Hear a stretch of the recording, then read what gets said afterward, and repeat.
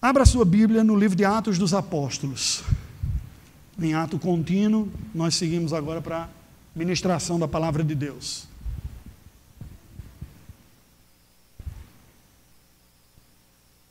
Eu gostaria de refletir com vocês nesta noite sobre a consolidação da igreja cristã, ou a definição específica do cristianismo.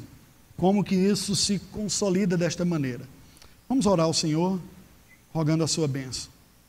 Ó Deus bendito, nós estamos diante da tua presença, te agradecemos pela oportunidade que tu nos dás de estarmos aqui juntamente com esta igreja amada, igreja onde pudemos servir durante 7 anos de nossa vida, no pastorado anterior,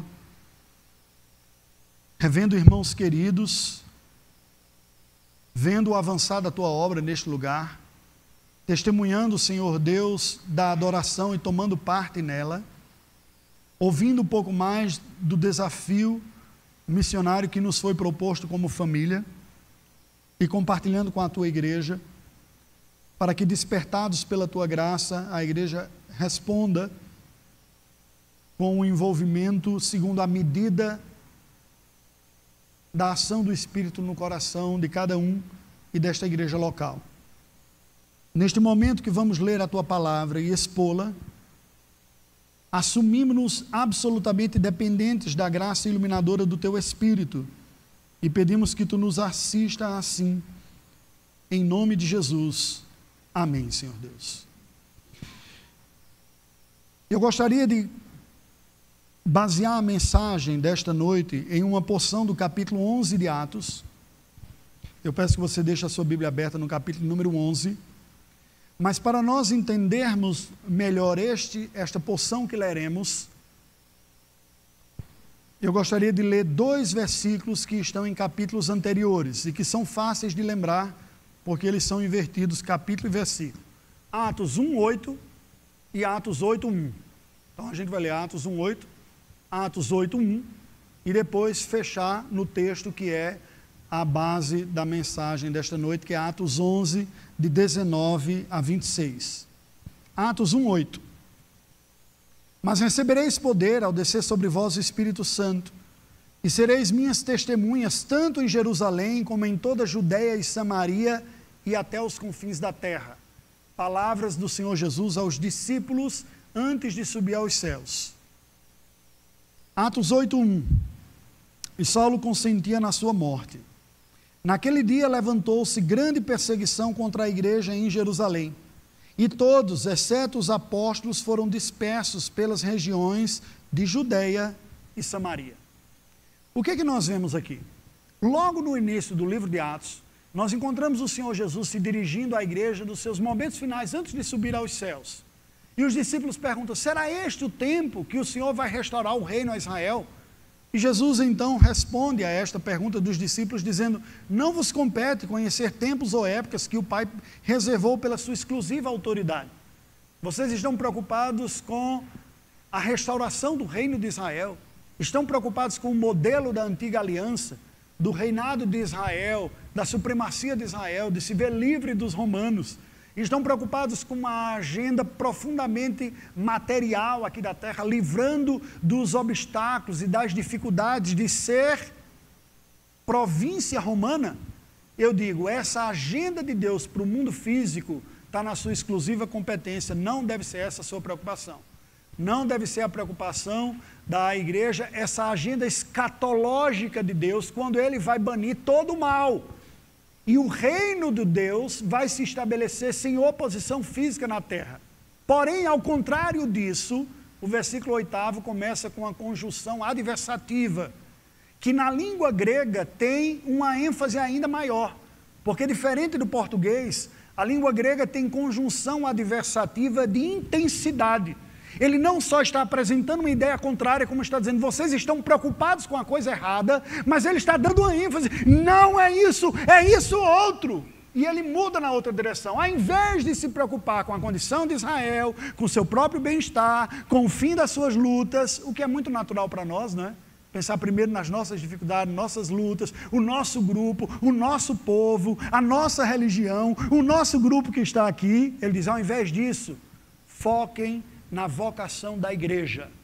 Ele diz, mas, ao invés destas preocupações, um mas enfático, lembra?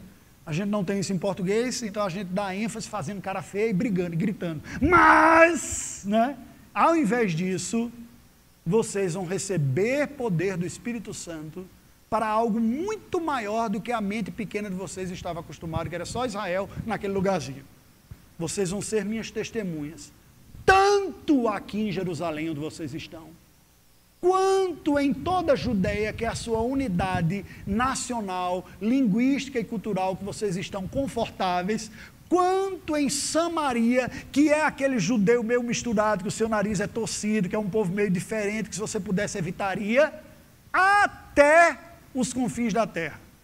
Veja que Jesus não disse, primeiro aqui, depois que você fizer o trabalho direitinho na igreja local, aí você vai pensar na congregação, no ponto de pregação, depois que você pensa no outro, não, a gente tem muita coisa que fazer aqui, não vou ficar pensando em outras partes do país, do outro mundo, de outra parte do mundo, pior ainda.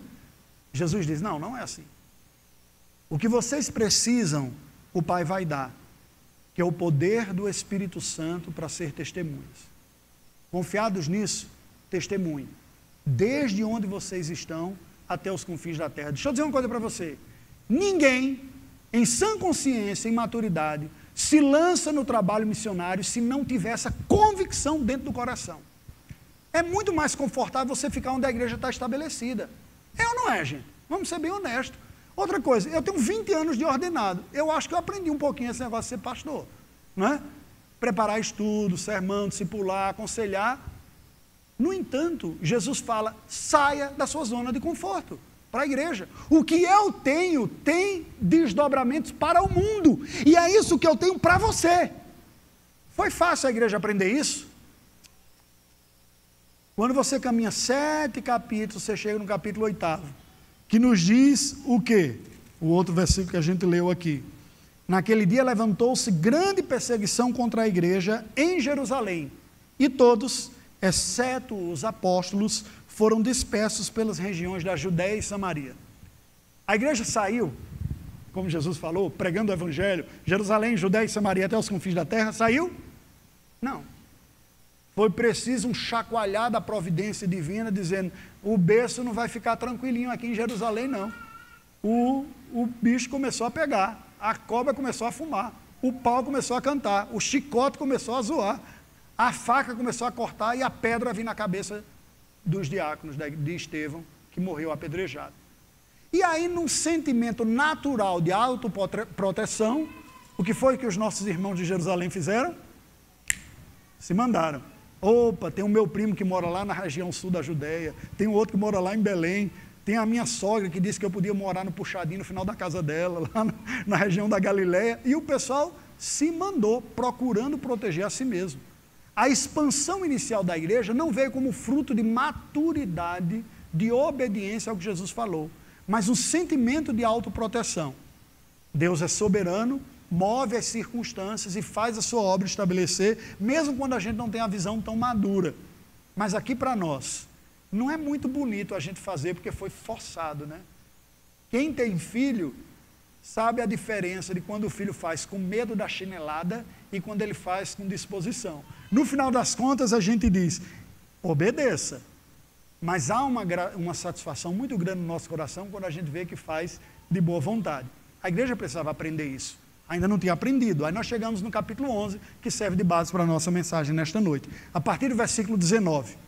Então, os que foram dispersos por causa da tribulação que sobreveio a Estevão, se espalharam até a Fenícia, Chipre e Antioquia, não anunciando a ninguém a palavra, senão somente aos judeus.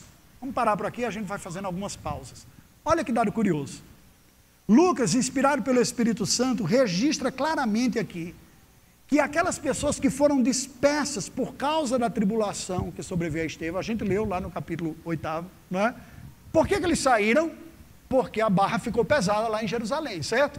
Aí eles saíram e foram dispersos, espalharam aqui, já ultrapassando a região de Atos 8:1, de Judéia e Samaria, mas indo até a Fenícia, hoje é o Líbano. Chipre é Chipre mesmo hoje, uma ilha lá do Mediterrâneo. E Antioquia, uma importante cidade da Síria, ao norte de Israel. O que vocês perceberam aqui? O que dá para a gente perceber? A situação foi ficando tensa na Judéia, certo? E as pessoas, por um senso de autoproteção, procuram lugares mais calmos para viver. Há algum erro nisso, gente? Não, nenhum. Quando nós nos dirigimos ao campo missionário, eu falei por esse Brasil todo, eu divulguei o projeto missionário do Oiapoque a Chuí. Eu tinha a igreja mantendo desde Roraima até Santa Catarina. E eu dizia, gente, eu não tenho vocação para Marte.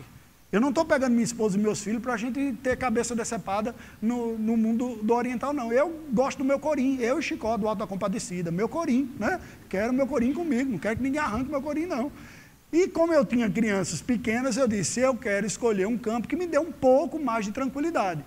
Agora, a tranquilidade do pai é diferente da tranquilidade da mãe. Quem é mãe aqui sabe. A mãe é muito mais preocupada com o bem-estar da criança e tudo mais. Então, a medida foi um pouco apertada para o coração da minha esposa, mais do que foi para o meu, né? Não há nenhum problema com isso. O problema estava que a igreja ainda não tinha amadurecido para entender que é um privilégio obedecer e tomar parte disso. Então, eles saíram. Alguns foram para mais longe, saíram dos limites em que o judaísmo era a religião predominante. Conseguem perceber?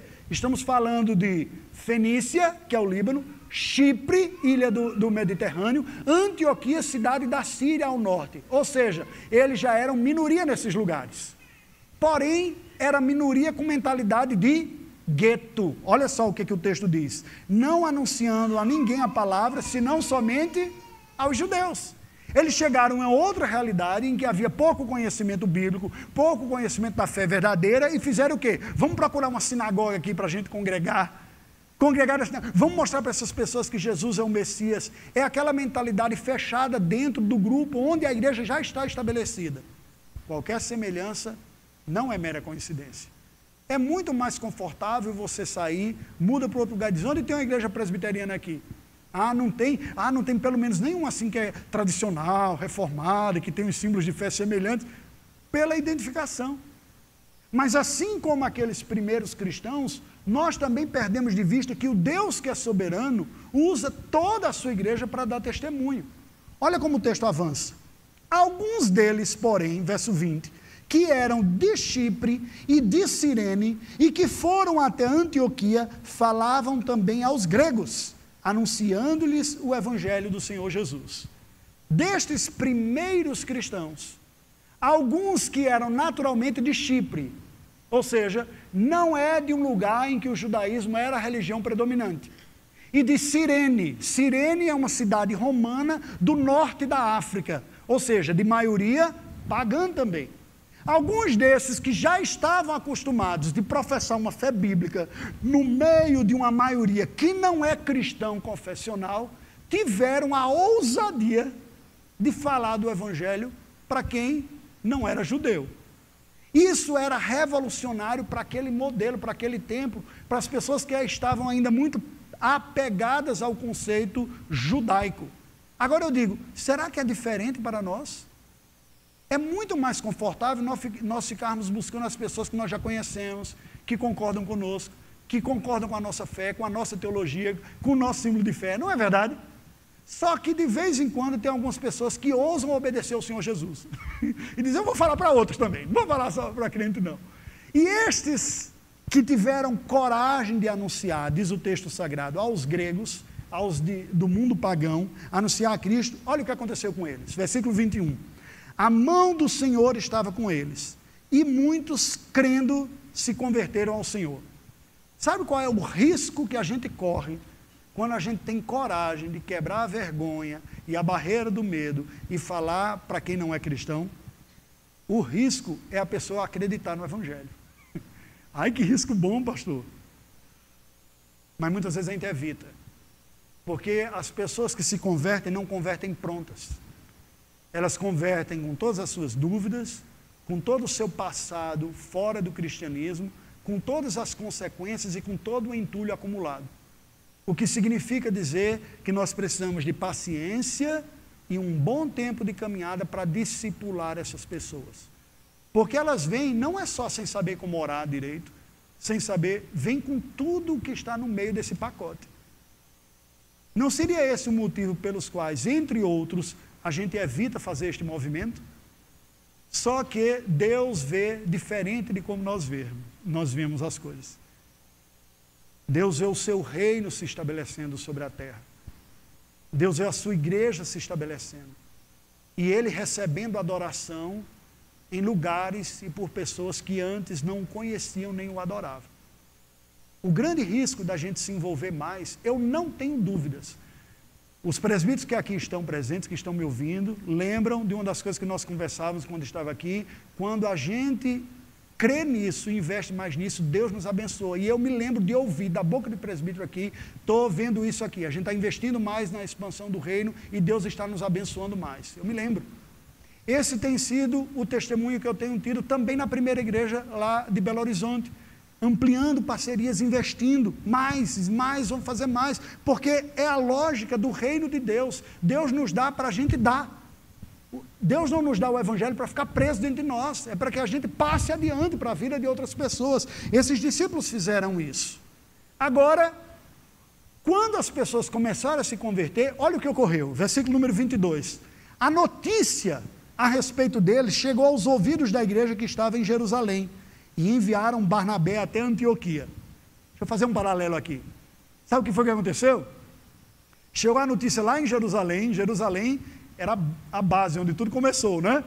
O cristianismo lá, as colunas, como diz, reputadas colunas, como diz o apóstolo Paulo, né? Tiago, né? O que vem da parte da circuncisão. Chega a notícia e diz: rapaz, estão falando de Jesus como Messias do Evangelho para um povo estranho, lá em Antioquia. Um povo que veste umas roupas diferentes, um lençol assim, né? Um povo que tem uns penteados diferentes de cabelo, que não conhece as tradições judaicas da lei, que não oram como nós. O negócio está ficando meio esquisito. Se vocês não forem ver lá, vai degringolar, vai perder o caminho. Foi isso que ocorreu. É tanto que o texto sagrado nos diz o quê? Que eles enviaram Barnabé até Antioquia. Tem uma reunião do presbitério e diz: gente, começaram um trabalho lá, vamos nomear aqui Barnabé como o nomeado pelo presbitério para fiscalizar o que é que está acontecendo lá. Quem foi que começou aquele trabalho? Foi alguém aqui nomeado pelo presbitério para... Não foi ninguém aqui, não. Foi um pastor ordenado, esse negócio não vai dar certo, não. O presbitério se reúne e diz: vamos, Barnabé, anota na carteirinha de ministro de Barnabé aqui, nomeado pelo presbitério para fiscalizar o trabalho em Antioquia. Vai lá e vê o que está acontecendo. Eu penso que não foi à toa que eles mandaram Barnabé, do mesmo jeito que não foi à toa que isso estava ocorrendo em Antioquia. Veja que o texto diz que aqueles que eram de Chipre e de Cirene foi que começaram a pregar. Eram pessoas que já cresceram em um ambiente de maioria não judaica e que, portanto, não era tão estranho assim. Para muitos de nós, você pensar num trabalho diferente, diz: gente, isso é muito estranho. E quantas vezes eu não vi gente: pastor, eu admiro a sua coragem com a sua família. Eu digo: gente, eu não sou nada, absolutamente. É tanto que a gente sofre um pouco e volta. Não tem nada a ver com coragem. Tem a ver com convicção de que Deus quer isso e que é um privilégio tomar parte disso. Agora, quem experimenta essas transições, percebe que não é bicho de 7 cabeças e testemunha da graça de Deus. Eles mandam Barnabé por quê? Barnabé, natural de Chipre. Lembra daquela antiga música? Era seu nome, Barnabé, natural de Chipre, também chamado de José da Consolação. Lembra disso?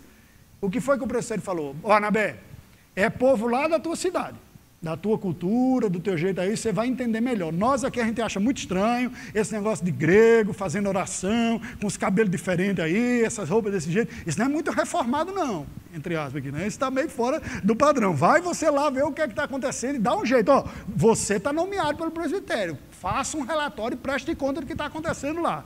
Aí chega Barnabé, lá em Antioquia, né? Olha como é que o texto diz. Tendo ele chegado e vendo a graça de Deus, alegrou-se e exortava a todos que com firmeza de coração permanecessem no Senhor. O que foi que Barnabé viu? Barnabé viu o fruto do Evangelho na vida de pessoas que antes não sabiam nada do Evangelho. Gente, é claro que quando o Evangelho alcança alguém, tem muita coisa a ser reformulada na vida dessas pessoas. É claro. Mas preste atenção, não tem na nossa também, não? Quem aqui tem a coragem de levantar a mão e dizer, não, pastor, na minha já está tudo direitinho, tudo reformado.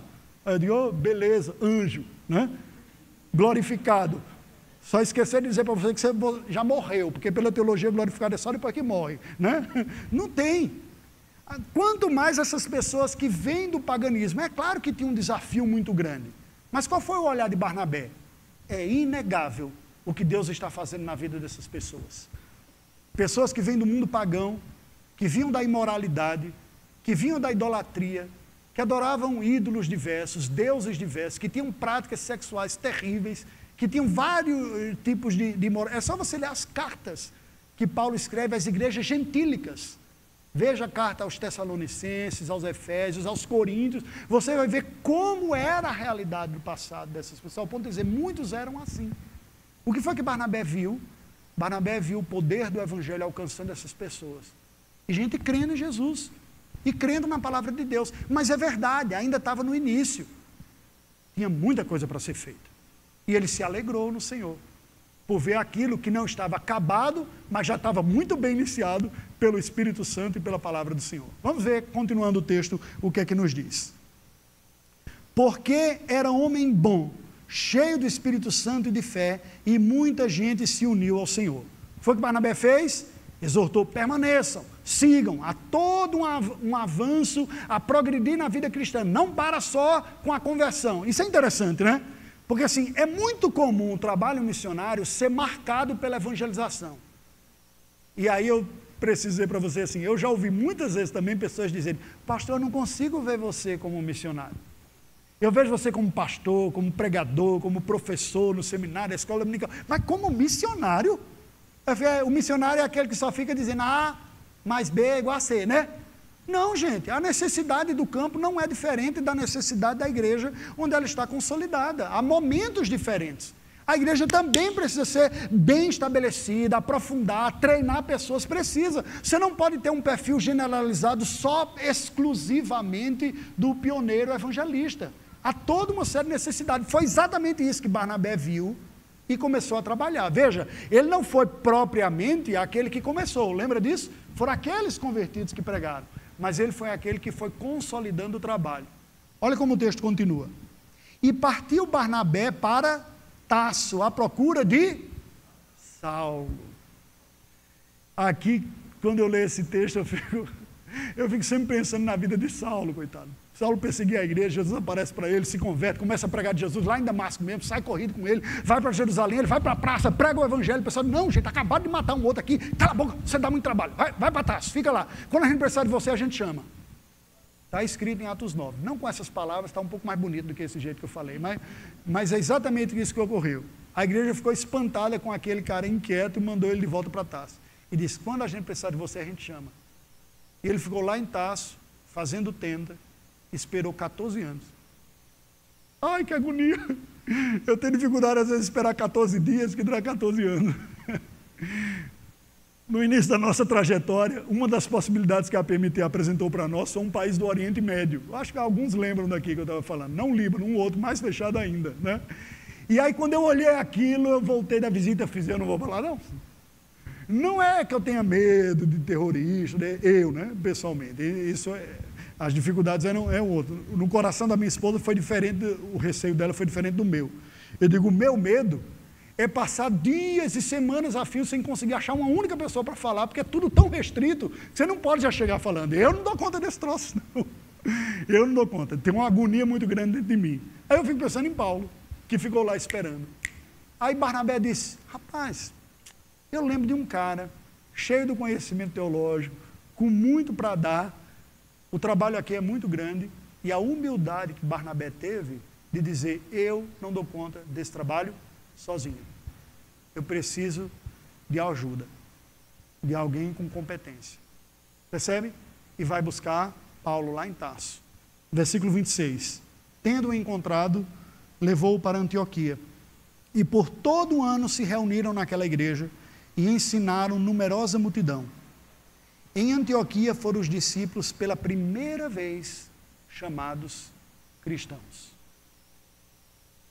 Eu tenho uma tese comigo, de que em Antioquia os discípulos foram chamados pela primeira vez de cristãos, porque foi somente em Antioquia que ficou absolutamente claro o que é a igreja da nova aliança em Jesus Cristo. Até então, o cristianismo ainda estava muito arraigado ao judaísmo, ao ponto dos cristãos serem chamados de início de a seita dos nazarenos. Não é seita no sentido sociológico, pejorativo, como às vezes a gente usa. Era como segmento. Havia os fariseus, os saduceus, os essênios, os zelotes e os nazarenos, ou seja, aqueles que seguiam o rabi de Nazaré, Jesus. Mas quando o evangelho começa a crescer em Antioquia e pessoas de outras religiões começam a converter, a igreja vai tendo uma cara que o pessoal diz, gente, isso não é judaísmo não, é outra coisa. Eles são seguidores de Cristo. Não é mais uma escola rabínica, não é mais um mestre rabínico, é o próprio Cristo como Redentor e Salvador, sem acepção de povos, de línguas e de culturas. Este povo tem acesso à mesma graça de Deus, do Espírito Santo e da palavra que nós judeus tínhamos. Lembra essa lição extremamente difícil de ser aprendida pelos apóstolos, que Pedro teve que ter uma visão do céu, que Deus dá de um lençol que desce, mata e come. Eu nunca vi discutindo com Deus, né? Então você vê até que ponto chega a nossa petulância. Dizer para Deus que, Senhor, talvez o Senhor esteja errado no que o Senhor está dizendo, né? Ele diz, não considere impuro o que eu tornei puro. E qual é essa lição? Vai para a casa de Cornélio, um gentio romano. E enquanto Pedro está pregando para Cornélio, o Espírito Santo se derrama de uma forma especial e ele diz, eita, como é que eu posso negar a água para esses a quem Deus não negou o Espírito? E só por isso é que ele batiza. Mas veja, eram experiências isoladas. Em Antioquia, é a primeira vez que isso ocorre generalizadamente. E quando ocorre, em um grupo de pessoas vindo de religiões diferentes, porque Antioquia era um pouco como a cidade do Panamá, de gente de tudo quanto é parte do mundo vivendo, como a gente viu aqui, da Fenícia, né? De Cirene, que foram viver por lá. Quando eles têm acesso, a beleza da igreja de Cristo aparece claramente ao ponto das pessoas dizerem, eles são seguidores de Cristo, eles são cristãos. Aqui é uma igreja cristã amadurecida, fruto da graça que alcançou pecadores, independente da história. Existiam pessoas que já eram filhos da aliança antiga, como Barnabé, que já era judeu, já de algumas gerações. Mas existia um número significativo de pessoas que foram alcançadas pelo Evangelho, e a beleza da igreja se viu manifesta, representando o reino de Deus. Uma igreja que, apesar de nova, logo despontou. Você vira 2 capítulos e vê no capítulo 13 o conselho da igreja e eu termino lendo os versículos 1 e 2 para fechar a mensagem esta noite. Havia na igreja de Antioquia profetas e mestres, ou seja, pessoas para pregar a palavra e ensinar. Esses são os dons que alimentam o ofício do presbiterato, certo? Quem eram eles? Olha só, Barnabé, que é judeu de Chipre, certo? Simeão, por sobrenome Níger, apelidado na região de o Negão. Eu sei que a gente vive uma época de politicamente correto, alguém pode até se ofender, né? Mas eu estou dizendo aqui no melhor sentido da palavra, que está sendo dito mesmo. O codinome dele, o sobrenome era Níger, não era sobrenome como a gente conhece, é como ele era conhecido, tudo indicando a sua origem geográfica e étnica também. Então você veja um judeu, Barnabé, um africano, Simeão, de origem judaica, muito provavelmente, porque é um nome judeu aqui, Lúcio, nome romano, cidade romana, Lúcio de Cirene, Manaém, Colácio de Herodes, da família real, o tetrarca e Saulo, judeu de uma cidade grega, né, de uma cidade romana, que é Saulo. O que é que vocês veem nesse conselho? Absolutamente, seria totalmente compatível com a época que a gente vive, né? Época de inclusão, de representatividade, não é assim que está? Só que, obviamente, a igreja não estava votando com essa ideologia da inclusão. O recado é muito mais profundo. O recado é que o Evangelho chegou e alcançou pessoas distintas indistintamente. E a igreja reconheceu a graça de Deus na vida daqueles e viu os dons em quem estava, independente de quem era. Isso é a pura expressão do cristianismo. Eu acho que eu já falei aqui, mas eu vou repetir.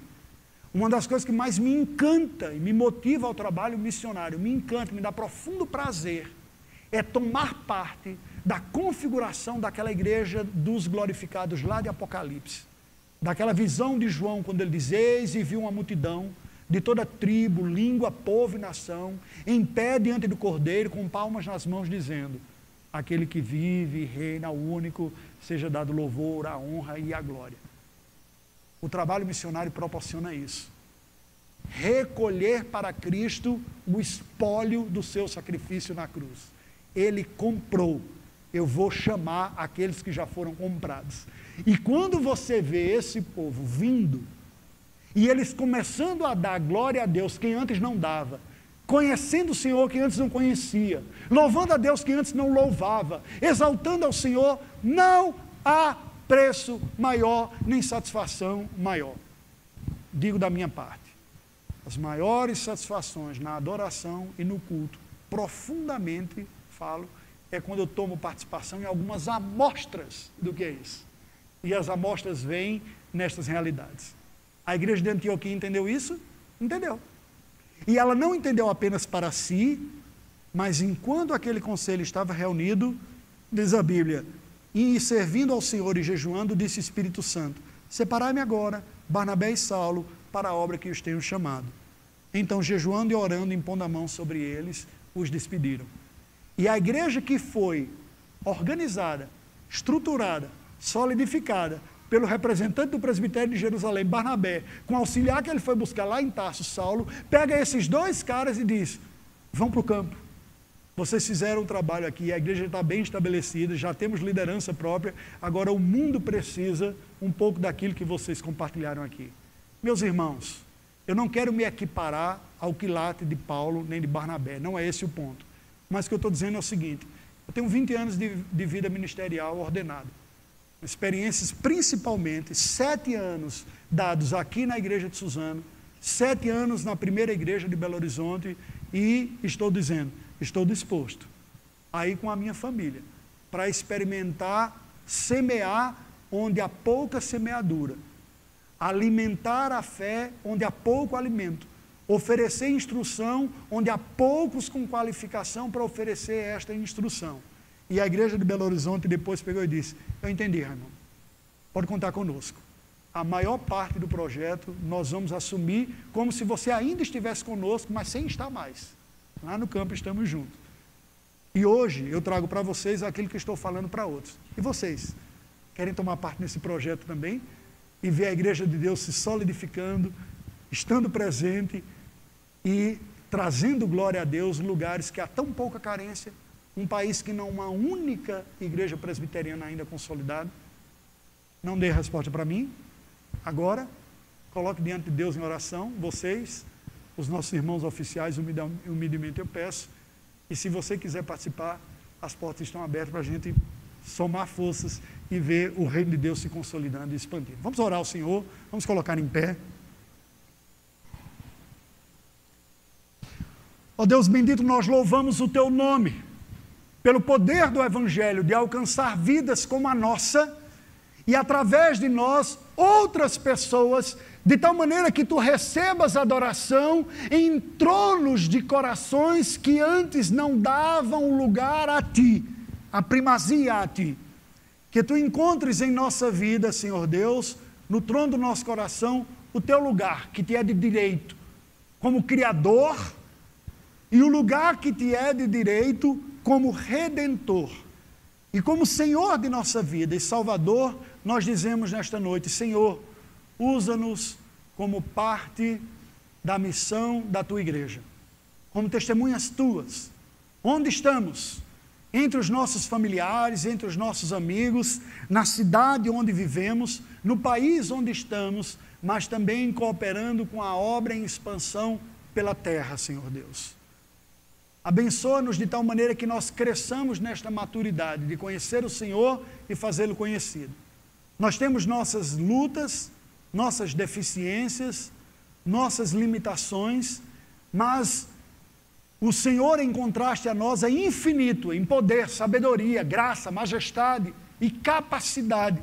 E é nesta certeza de que Tu és o realizador da Tua obra, Tu és o Senhor da seara, Tu és o enviador da Tua seara, o mantenedor da Tua igreja, o edificador da Tua igreja, que nós oramos dizendo: Senhor, encontra em nossa geração pessoas dentre nós que atendam ao Teu chamado e que sejam apoiadores, divulgadores da causa do Evangelho. Abençoe, ó Deus, a Igreja Presbiteriana Unida de Suzano, para que siga sendo um farol, uma testemunha aqui nesta cidade e na região do Alto Tietê e até os confins da terra. Abençoe este conselho, a junta diaconal, os professores de escola dominical, as famílias, os pais, como pastores de suas respectivas famílias, e a cada um de nós, Senhor. Nós Te louvamos e Te bendizemos, em nome de Jesus. Amém. Receber a bênção. Que a graça do nosso Senhor e Salvador Jesus Cristo, o amor de Deus, o nosso Pai, a comunhão, as consolações e o poder capacitador do Espírito Santo do Senhor repouse sobre vós e sobre a Igreja de Deus, espalhada por sobre a face da terra, capacitando-nos para sermos luzeiros às nações, hoje e até a volta de Cristo, com quem estaremos para todo sempre. Amém.